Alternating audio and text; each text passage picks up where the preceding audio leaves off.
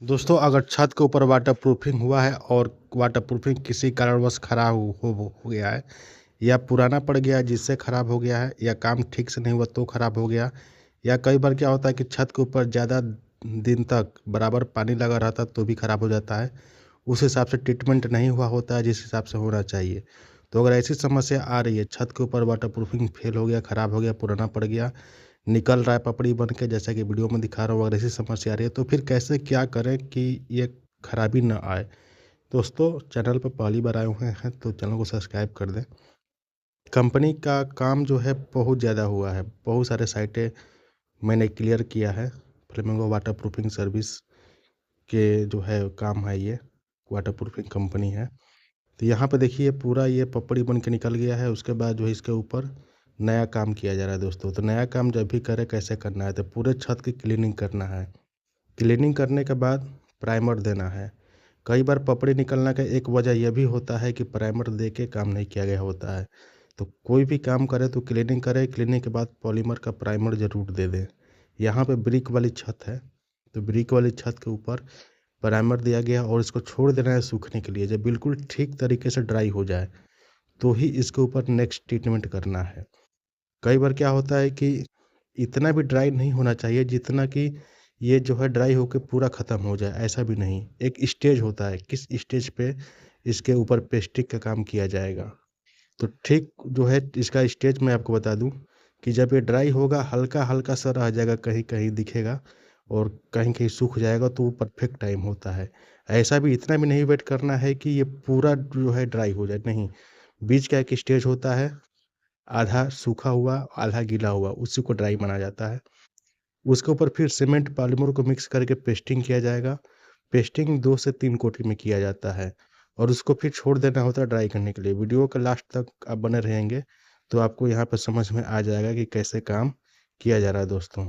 ये पेस्टिंग हो गया है, अब इसको छोड़ दिया गया है ड्राई होने के लिए। जब बिल्कुल ठीक तरीके से ये ड्राई हो जाएगा, उसके बाद इसके ऊपर रिपेयर का फिर से एक कोट चलेगा। ड्राई होने के बाद कई बार कहीं-कहीं क्रैक आता है, उस क्रैक को रिपेयर करने के लिए फिर से कोटिंग की जाती है। टोटल ये जो है 3 से 4 कोटिंग तक ये काम किया जाता है। उसके बाद जो है फाइबर मेश का काम, रबर का काम शुरू हो जाएगा।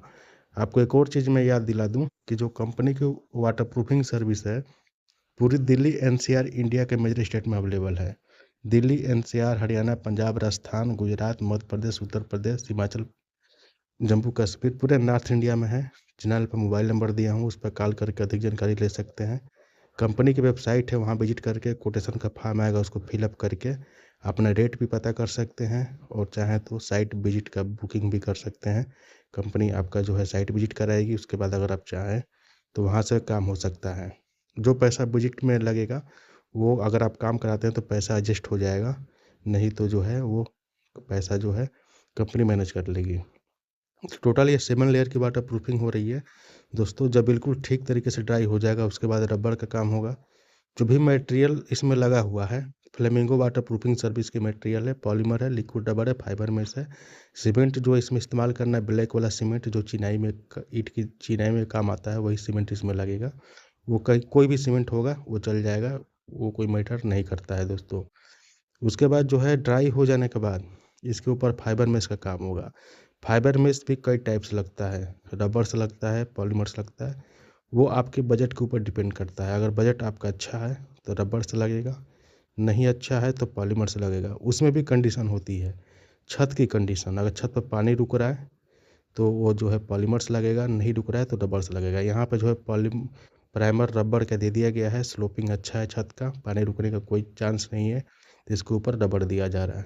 काम उतना ही करेगा, ऐसा नहीं है कि रबर लग जाएगा तो ज़्यादा दिन तक चलेगा, पॉलीमर लग जाएगा तो कम दिन चलेगा, या पॉलीमर लग जाए तो ज़्यादा दिन, ऐसा कुछ नहीं होता है। ये डिपेंड करता है सरफेस के ऊपर और डिपेंड करता है काम करने वाले के ऊपर।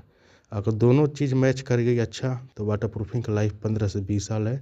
अन्यथा अगर कुछ भी खराबी हुआ तो वही एक कहावत है कि चल गया तो चाँद तक, नहीं तो शाम तक। वही वाटर प्रूफिंग का हाल है। चल गया तो 15 से 20 साल तक, नहीं चला तो 2-3 महीने 6 महीने में ये निकल जाता है दोस्तों। तो उसके बाद वेट करना है, प्राइमर ड्राई हो जाएगा, उसके बाद फाइबर मेश लगाना है। फाइबर मेश देखिए यहाँ पे जो है रबर से लगाया गया है। पूरा लग जाने के बाद इसको फिर से छोड़ देना है ड्राई का होने के लिए।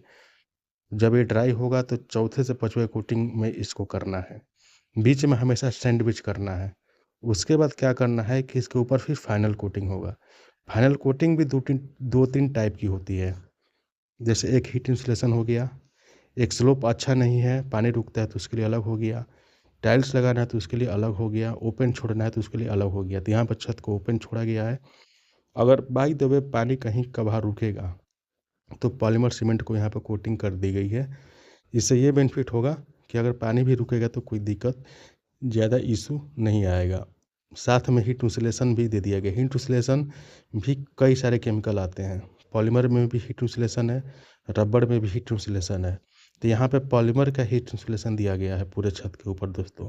वीडियो अच्छी लगे, जानकारी मेरी दी गई हुई सही लगे, चैनल को ज़रूर सब्सक्राइब कर देना, शेयर कर देना, लाइक भी कर देना दोस्तों। ऐसी जानकारी आपको दूसरे किसी चैनल पर नहीं मिलेगा। पूरा विधिवत आपको जानकारी मैं देता हूँ दोस्तों। तो ये पूरा वाटरप्रूफिंग का आपको काम मैं दिखा दिया हूँ। ऐसा वाटरप्रूफ अगर छत पे होगा तो फिर उखड़ने का समस्या, फेल होने की समस्या, ख़राब होने की समस्या, पैसे नुकसान होने से आपका बच जाएगा। चैनल को ज़रूर सब्सक्राइब करें।